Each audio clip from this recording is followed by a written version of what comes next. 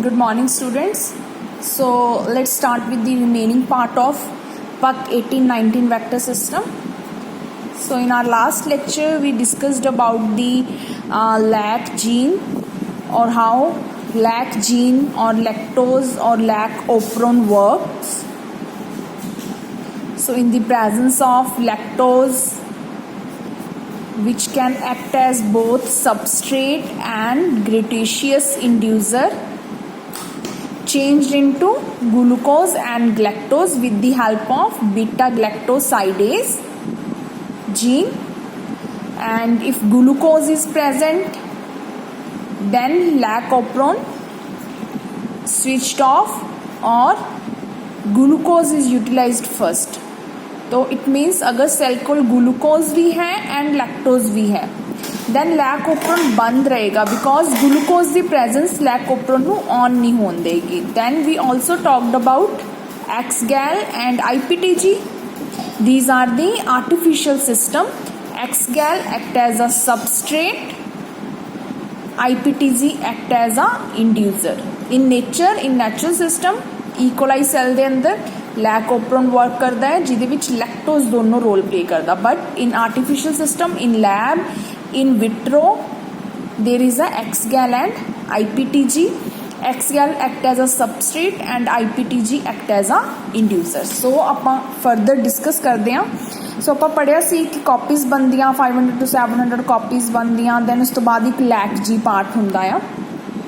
So the second scorable marker is due to the part of E. coli gene lac G. This part of lac G is denoted by lac Z alpha or lac Z dash. ये ਆਪਾਂ कल गल कीती सी कि कुछ part जिहड़ा आ vector system कोल हुंदा आ, that is lac Z alpha भी बोल दिंदे आ, lac Z dash भी बोल दिंदे आ, and it encode the N terminal fragment. C terminal fragment किहदे कोल होएगा? Host they.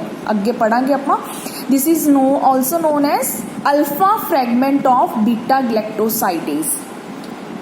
So the enzyme that hydrolyze lactose. तो beta galactosidase lac Z alpha और lac Z dash है जो कि बीटा galactosidase जीन ਨੂੰ कोड करदा हाफ ऑफ द पार्ट ਨੂੰ. But beta galactosidase ਦਾ ਰੋਲ ਕੀ ਆਪਾਂ डिस्कस कर चुके हैं. It hydrolyse lactose. So the E. coli strain GM103109 used as a host for the PUC series vector. Now we are talking about host. Host ਦੇ ਵਿੱਚ देखो have the lac Z alpha deleted from their lac operon. ਤਾਂ ਕਹਿੰਦੇ ਉਹਦੇ ਕੋਲ ਕੀ ਆ? Lac Z alpha deleted आ ਤੇ ਕਿਹੜਾ ਪਾਰਟ ਆ? सी टर्मिनल वाला part. So when PUC enter such an E. coli cell, PUC enter मतलब PUC is a vector system. When it enter into the E. coli cell, E. coli is a host cell, transformed host cell ਜਿਹਦੇ ਵਿੱਚ lac Z alpha नहीं हैगा, lac Z ਦਾ C terminal है. So the host genome and the plasmid encode for different parts of beta galactosidase. host genome को lac Z, plasmid को lac Z dash ਆਪਾਂ ਇਸ ਤਰ੍ਹਾਂ nomenclature ਕਰ ਲੈਂਦੇ ਆ. ਸੋ ਉਹਨਾਂ ਦੋਨਾਂ ਕੋਲ ਜੋ different parts ਨੇ, ਜਦੋਂ ਇਹ डिफरेंट पार्ट्स होणगे then it encode for beta galactosidase enzyme. it means कि अगर किसी होस्ट सेल कोल वैक्टर होएगा, और किहड़ा वैक्टर होएगा? जिहदे कोल लैक Z डैश होएगा, क्योंकि होस्ट जिनोम को लैक Z दा C टर्मिनल और इसको N टर्मिनल है, देन ही बीटा ग्लैक्टोसाइडेज बनेगा, देन ही लैक्टोज दी यूटिलाइजेशन होएगी. अगर किसी होस्ट सेल दे अंदर वैक्टर ट्रांसफॉर्म्ड नहीं होया, इट मीन्स लैक Z दा पार्ट उन्होंने नहीं मिलेगा. अगर लैक Z दा पार्ट नहीं मिलेगा देन इट मीन्स कि बीटा ग्लैक्टोसाइडेज नहीं बनेगा. अगर बीटा ग्लैक्टोसाइडेज नहीं बनेगा देन लैक्टोज दी यूटिलाइजेशन नहीं होगी. So this is very important point कि तुसी ये ध्यान रखना कि अगर बीटा ग्लैक्टोसाइडेज बनना है then lac Z C terminal and N terminal दोनों होने चाहिए आ किसी रिस्पैक्टिव होस्ट सेल दे अंदर. तो इत्थे ओही गल लिखी हुई है, कहंदे when this PUC enter such an E. coli cell, the host genome and the plasmid encode for different parts of beta galactosidase enzyme which interact with each other. हुण ये दोनों C and N terminal interact करेंगे to produce the active enzyme enabling these cells to hydrolyze lactose. So lactose the utilization, hydrolyze मतलब lactose will convert into glucose and galactose. Now this beta galactoside is also hydrolyzed X-gal to yield blue dye. Also hydrolyze lactose, beta galactoside is also hydrolyzed X-gal. ਹੁਣ X-gal ਦਾ ਇੰਨਾ ਬੜਾ ਨਾਮ ਹੈ to yield a blue dye.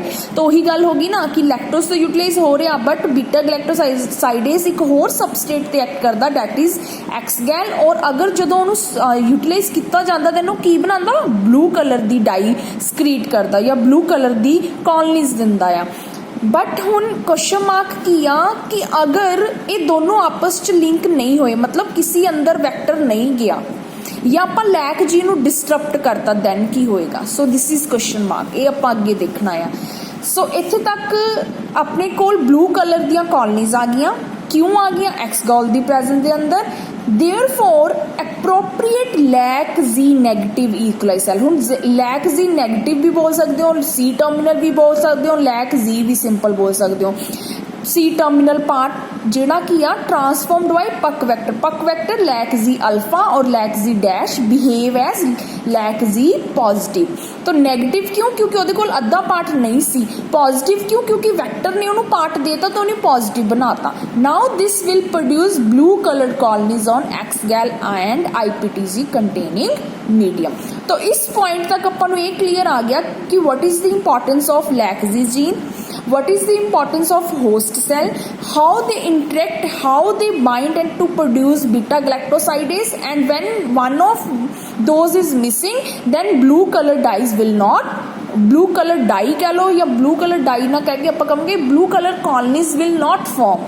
तो इस point तक हजे आपां अपने DNA ऑफ इंटरस्ट की गल नहीं की, हजे तक सिर्फ आपां वैक्टर सिस्टम दे अंदर पक वैक्टर है कि दैन पक वैक्टर दे की पार्ट ने इस चीज़ की गल की आ एंड नाल गल की है कि लैक जी दी की इंपॉर्टेंस है। तो लैक जी अल्फा लैक जी डैश। सो आप हुण तक ये गल की दैन कोली वन की की इंपॉर्टेंस है। नाउ अपना वैक्टर सिस्टम नू यूटिलाइज करन दा की मकसद है, आपां की करना अपना DNA ऑफ इंटरस्ट या DNA इंसर्ट एंटर करना। तो नेक्स्ट इस वैक्टर सिस्टम च की आ कि now we will add our DNA of interest, जिवें आपां PBR 322 च आपां या तां एम्पिसिलिन रेजिस्टेंट जीन च अपना DNA ऑफ इंटरस्ट पांदे सी या टेट्रासाइक्लिन च पांदे सी। इस केस दे विच एम्पिसिलिन नू नहीं यूज करदे आपां for the insertion of DNA of interest. इत्थे आपां किनू यूज करदे आ लैक जी नू।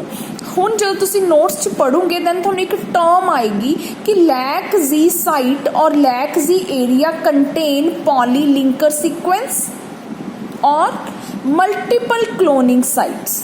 हुण ये बहुत वारी वैक्टर सिस्टम च आना है मल्टीपल क्लोनिंग साइट और पॉलीलिंकर सीक्वेंस। ये की हुंदे आ मल्टीपल क्लोनिंग साइट दा मतलब there is a presence of restriction sites और यूनिक रिस्ट्रिक्शन साइट्स। मल्टीपल मतलब बहुत सारियां बट वो यूनिक होंगियां, वो कितने प्रेजेंट ने इन दिस एरिया। आ जिहड़ा लैक जी वाला जीन है इस एरिया दे विच मल्टीपल क्लोनिंग साइट जिन्हां नूं पॉलीलिंकर साइट भी बोल दिंदे आ। सो पॉलीलिंकर साइट और मल्टीपल क्लोनिंग साइट दा वही मतलब है जो PBR 320 च आपां कहंदे सी it must have unique restriction sites, ताकि एक unique restriction enzyme cut produce करके आपां नूं प्रोडक्ट दे सके या अपना DNA ऑफ इंटरस्ट इत्थे एंटर हो सके। सो हुण की स्टोरी बनेगी कि अपने कोल एंड रिजल्ट आएगा there is a ampicillin resistant gene, there is a lack Z gene. Lac Z gene दे अंदर की रिस्ट्रिक्शन साइट्स है, रिस्ट्रिक्शन साइट्स का यूज करके we will produce cut here, cut produce करन तो बाद will enter our DNA of interest. DNA of interest मतलब DNA इंसर्ट जिहड़ा आपां अपने किसी होस्ट सैल तो लिया होगा या जिहड़ा मैं स्टडी करना चाहती हाँ या जिहदियां मैं कॉपीज चाहती हाँ। तो मेरा पर्पस तो यही है ना कि मेरे को कॉपीज बनन थ्रू पक वैक्टर किन्नियां 500 to 700।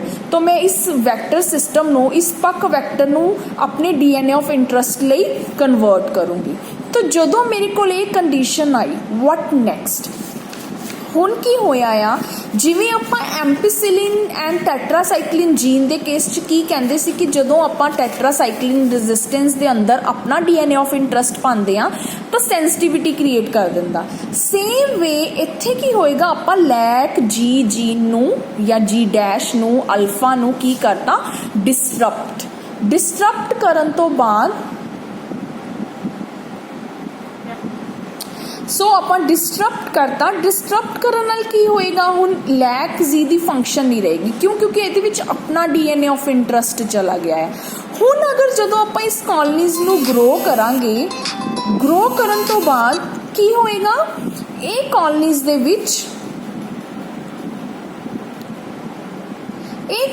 ਵਿੱਚ ਕੀ ਹੋਏਗਾ, देयर इज अ लैक जी डिस्ट्रप्शन।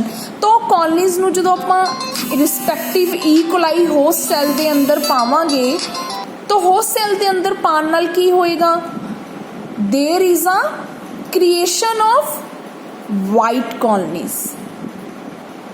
वाइट कॉलोनीज क्यों आउणगियां बच्चा, क्योंकि ਜਦੋਂ मैं इसनूं ही ਈਕੋਲਾਈ ਹੋਸਟ ਸੈੱਲ ਦੇ ਅੰਦਰ ਪਾਇਆ ਤਾਂ ਇਹਦੇ ਕੋਲ ਤਾਂ C टर्मिनल ਸੀਗਾ, बट मेरे वेक्टर सिस्टम को लैक जी वाला पार्ट डिस्टरप्ट हो गया। क्यों डिस्टरप्ट हो गया, मेरे DNA of interest they pan